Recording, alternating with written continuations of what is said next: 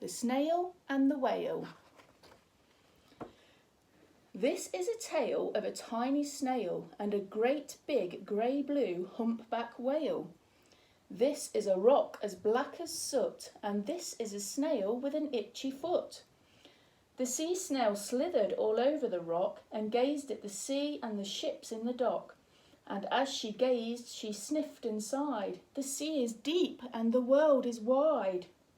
How I long to sail, said the tiny snail.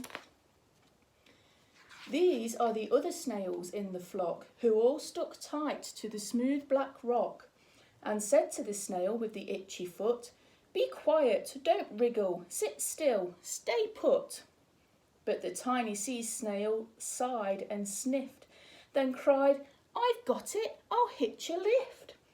This is the trail of the tiny snail, a silvery trail that looped and curled, and said, "Lift wanted around the world." This is the whale who came one night when the tide was high and the stars were bright, a humpback whale immensely long, who sang to the snail a wonderful song of shivering ice and coral caves and shooting stars and enormous waves. And this is the tale of the humpback whale. He held it out of the starlit sea, and he said to the snail, "Come sail with me."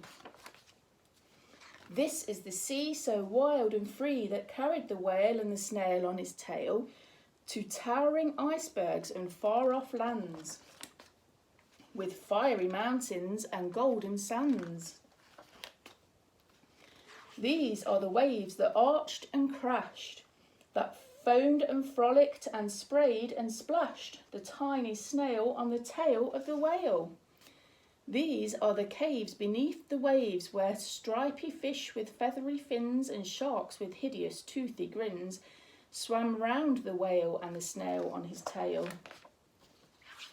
This is the sky so vast and high, sometimes sunny and blue and warm, sometimes filled with a thunderstorm, with zigzag lightning flashing and frightening the tiny snail on the tail of the whale.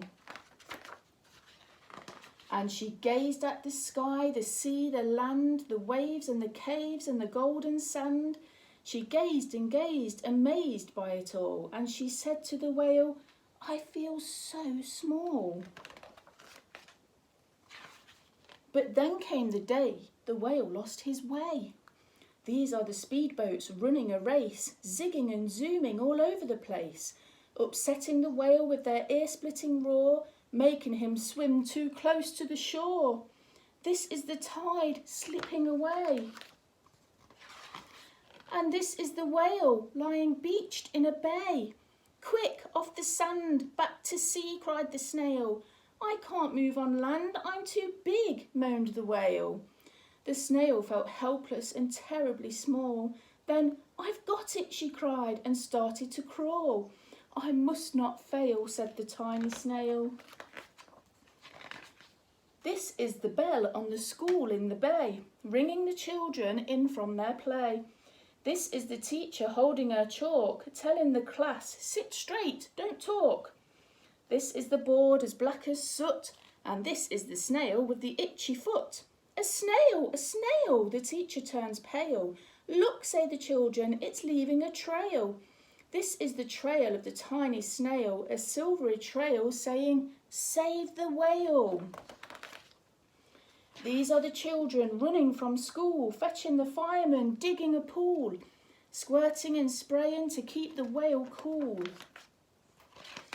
This is the tide coming into the bay, and these are the villagers shouting, "Hooray!" as the whale and the snail travel safely away.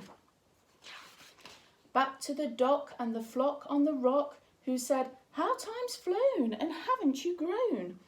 And the whale and the snail told their wonderful tale of shimmering ice and coral caves, and shooting stars and enormous waves, and of how the snail, so small and frail, with her looping, curling, silvery trail, saved the life of the humpback whale. Then the humpback whale held out his tail, and on crawled snail after snail after snail. And they sang to the sea as they all set sail on the tail of the grey-blue humpback whale.